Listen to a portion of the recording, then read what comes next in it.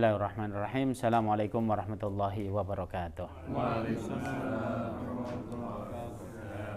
Alhamdulillah wa nusalli ala rasulillah. Bismillahirrahmanirrahim wa alaihi natawakkal.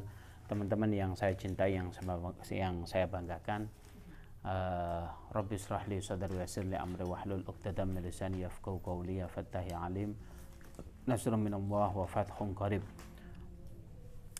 Teman-teman yang saya cintai, yang saya banggakan, wabil khusus tuan rumah Mas Faiz, sekeluarga semoga diridhoi oleh Allah Subhanahu wa taala.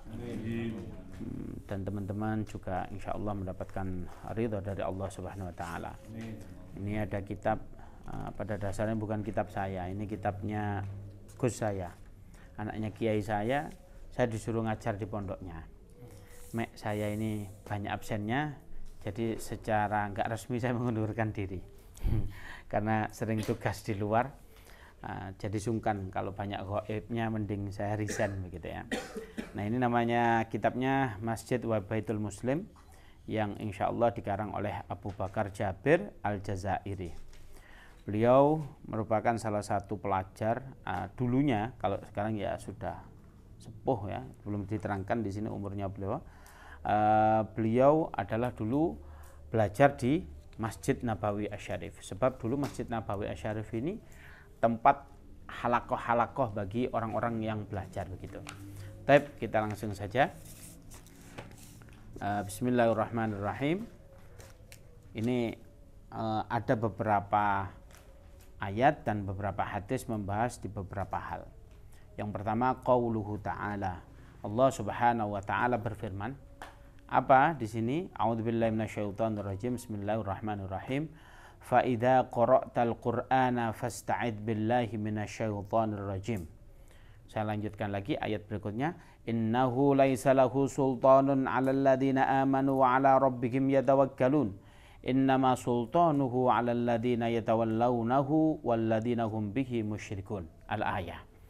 Nah, ini An-Nahl dari 98 sampai 100.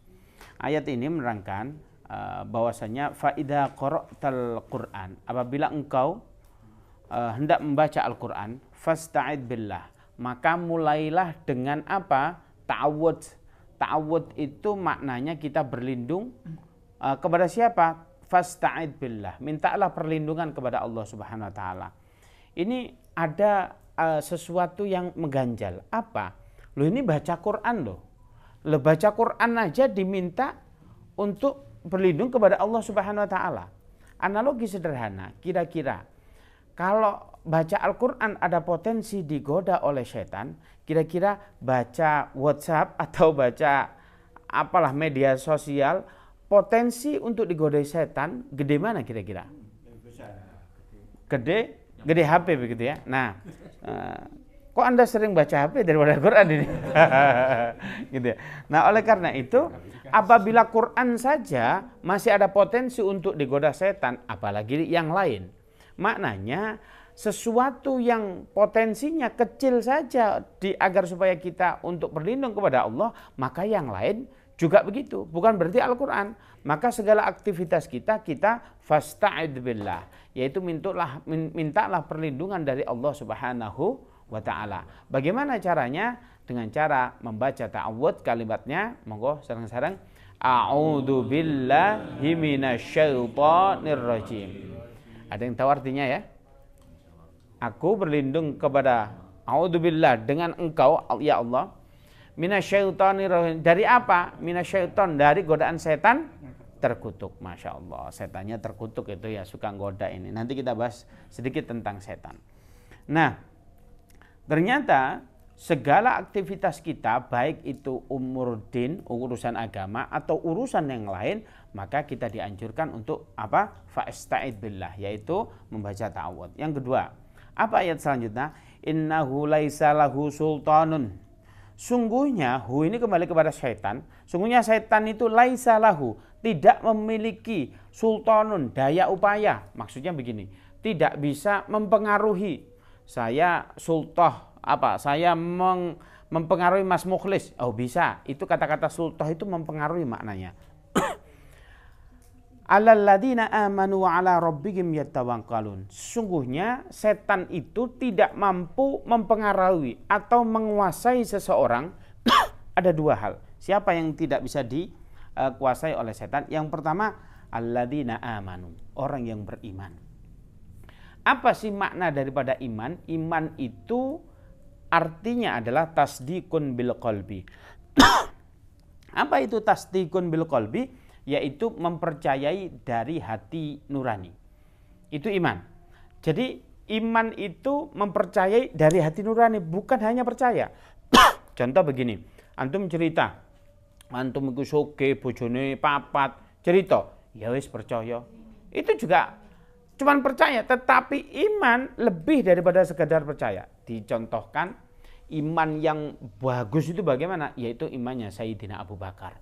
Tatkala Rasulullah SAW dari Masjidil Haram ke Masjid Nabawi, kemudian ke Masjidil Aqsa, mohon maaf, sampai ke Sidratul Muntaha, ke arsy-Nya Allah, balik lagi, yaitu prosesi Isra Mi'raj. Kemudian pada saat itu beliau paginya, kalau zaman sekarang itu jet lag begitu ya, kalau bahasa wong Jawa tenger-tenger, waduh linglung ini ada apa? Ada yang datang, Muhammad, kamu kenapa itu? Iya, saya tadi malam itu begini. Lah ini orang nggak suka sama Islam. Maka orang tersebut namanya Abu Jahal. Abu Jahal ini ngambil kesempatan. Nah ini peluangku agar supaya orang-orang ini nggak percaya lagi sama Muhammad. Ini hal yang penting Muhammad. Ceritakan dong sama orang-orang, begitu kan? Kemudian orang-orang dikumpulkan di sebuah tempat, di mana tempat itu ada jabal. Kalau di kitab namanya jabal. Tapi kalau bisa dinaikin, kalau di kitab bukan bukit tapi gumuk kecil gitu ya. Bahasa Jawa ini kan lengkap ya. Ada gumuk, ada bukit, ada gunung. Lah itu kan bahasa Jawa ini luar biasa lengkap ini. Kalau bahasa Inggrisnya nasi, rice gitu ya. Bahasa Inggrisnya padi, rice. Bahasa Arab juga begitu. Bahasa Jawa coba. Padi, kalau masih di sini namanya pari. Kalau sudah terpisah dengan bukan gabah namanya. Gabah itu kalau sudah diseleb itu kalau terkupas namanya dedek geroboh, yang lembut dedek lembut, ya kan? Nah, kalau yang utuh namanya beras. Kalau yang putuh welas. Oh, kan buahnya itu ya. Nah, menir itu lebih kecil lagi. Campur dedek itu banyak lagi itu. Sampai nasi kuning ada sendiri, nasi banyak lagi itu. Kekayaan bangsa Indonesia itu ya, luar biasa sekali. Nah, tadi nyampe mana tadi ini? Nah, ngopi dulu. Hah? Ya. Abu Jahal memanfaatkan, kemudian apa? Semua dikumpulkan. Nah, gunung ini tadi itu tempat di mana mengumumkan. Mengumumkannya apa? Ini event-event penting. Event-event penting itu apa? Kita ambil contoh kepala suku, anaknya nikah, apa segala macam diumumkan di sini. Ini diumumkan tumben. Kok ada Nabi Muhammad sama tokoh Quraisy? Jadi satu, ini hal yang penting.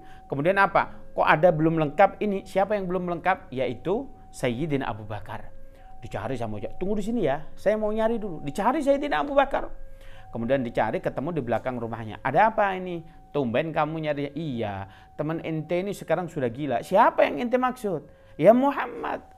Kok bisa ente bilang dia gila? Gimana gak gila? Dia itu bilang dari Masjidil Haram ke Masjidil Aqsa ke Sidratul Muntaha cuma 1/3 malam. Itu gimana? Kalau onta paling cepet aja 1 bulan lebih. Itu yang cepat. Kalau ontanya sakit, 1 bulan lebih begitu kan. Apalagi ontanya lagi flu berat begitu, nggak kuat ini.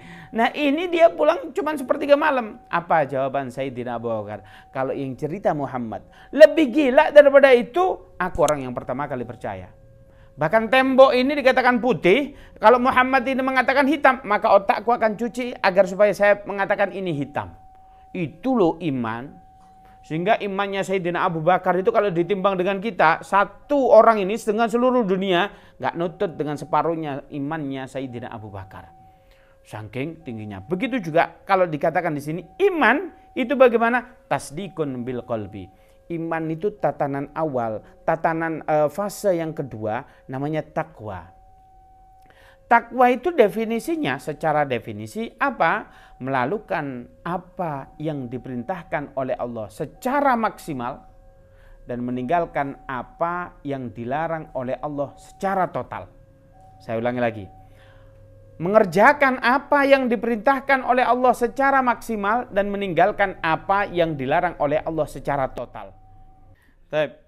Nah, kita ambil contoh. Kalau diperintah oleh Allah Subhanahu wa taala maksimal, contoh, sholat itu kan rukunnya harus berdiri.